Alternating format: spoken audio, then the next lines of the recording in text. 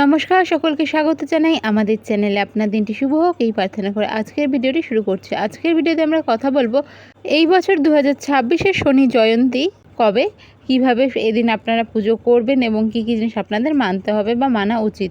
তো চলুন দেরি না করে ভিডিওটি শুরু করা যাক। 2026 সালে শনি জয়ন্তী 16ই মে অর্থাৎ শনিবার পালিত হবে।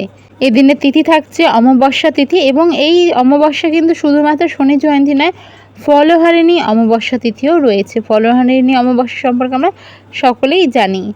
আর এটি কিন্তু জ্যৈষ্ঠ মাসের অমাবস্যা তিথিতে উদযাপিত হয়, যেটা হচ্ছে শনি জয়ন্তী হোক বা ফলহারিণী অমাবস্যাই হোক।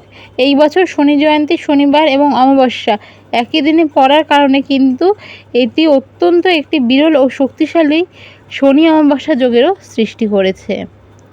অমাবস্যার তিথি হলো 16ই মে 2026 শনিবার সকাল 5:11 থেকে পরের দিন অর্থাৎ 17ই মে রবিবার 2026 রাত্রি 1:30 পর্যন্ত। আমি অবশ্যই বলবো যাদের এই সময় শনির সাড়ে সাতি, ঢাইয়া, শনির দশা, মহাদশা, অন্তর্দশা, কুণ্ডলী বা জন্মছকের শনি নিচস্থ কোনো রকম খারাপ পজিশনে রয়েছে, শনির ওপর কোনো রকম দৃষ্টি বা শনির দৃষ্টি রয়েছে, যার জন্য লাইফে প্রবলেমেটিক সিচুয়েশন আছে, তারা সবাই এই দিনটিকে কিন্তু ইউটিলাইজ করুন, পুজো করুন। আমার চ্যানেলে রেমেডি দেওয়া রয়েছে, ওগুলো করুন, রেজাল্ট অবশ্যই পাবেন।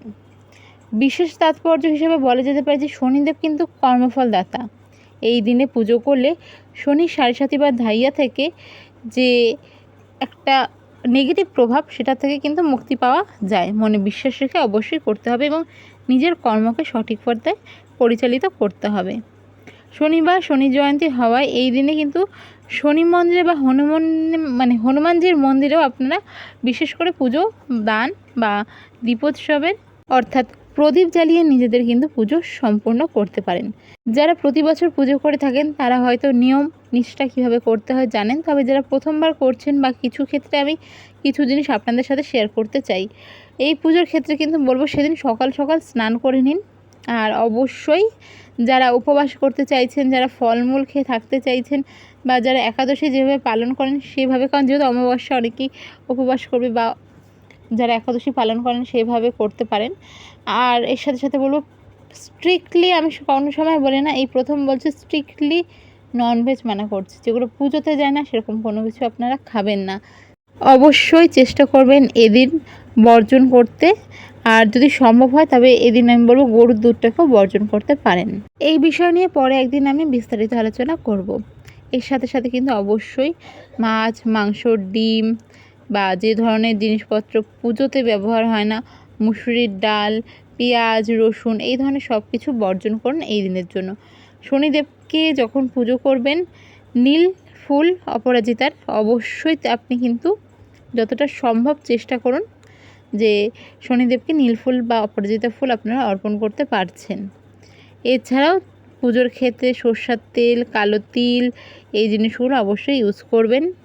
এর সাথে সাথে হনুমান চালিসা, শনি চালিসার পাঠ করুন, খুব শুভ। এবার আপনাদের বলে দিই যারা পুজো করবেন কিভাবে করবেন।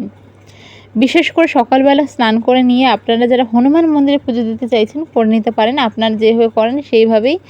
এবং যারা শনিদেবকে পুজো দিতে চাইছেন তারা কি করবেন, তারা সন্ধেবেলা পুজোটা করবেন। পরিষ্কার জামা কাপড় পরে নিলেন, যদি স্নান করতে পারেন খুবই ভালো। তারপর কোনো শনি মন্দিরে চলে যাবেন। শনি মন্দিরে গিয়ে সেখানে মাটির প্রদীপে সরষের তেল দিয়ে আর তার মধ্যে ওই 2-4টে 5টে 10টে 1 চিমটি হিসাবে কালো তিল নিয়ে সেই প্রদীপটা প্রজ্বলন করুন।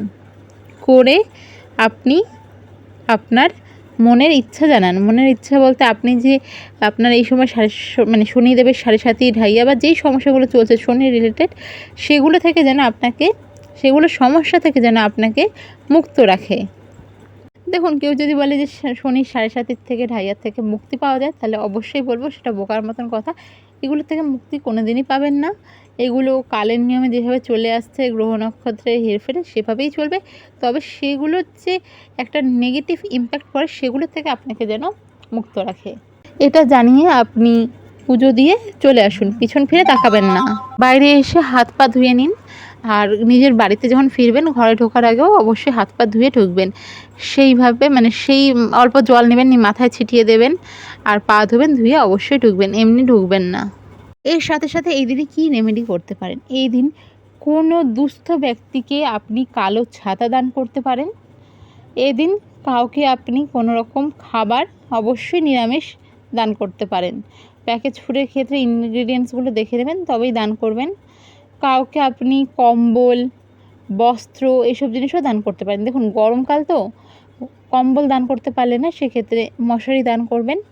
মাথায় রাখবেন, মশারি যদি দান করেন কোনো রকম লাইট কালার নয়, একটু ডার্ক কালারে দেওয়ার চেষ্টা করেন। যদি বা ডার্ক কালার না হলেও নীল বা কালো এই শেডে যদি দান করতে পারেন খুব ভালো। এটুকুনো করুন, আশা করি আপনাদের যাদের সমস্যা রয়েছে তার থেকে অনেকটাই মুক্তি পাবেন। অবশ্যই মনে বিশ্বাস রেখে করতে হবে এবং নিজের কর্মের উপর নিজেকে কিন্তু নজর রাখতে হবে। ভিডিওটি ভালো লেগে থাকলে অবশ্যই সাবস্ক্রাইব, লাইক, শেয়ার করুন। দেখা হবে পরের ভিডিওতে। জয় শ্রীকৃষ্ণ, রাধে রাধে।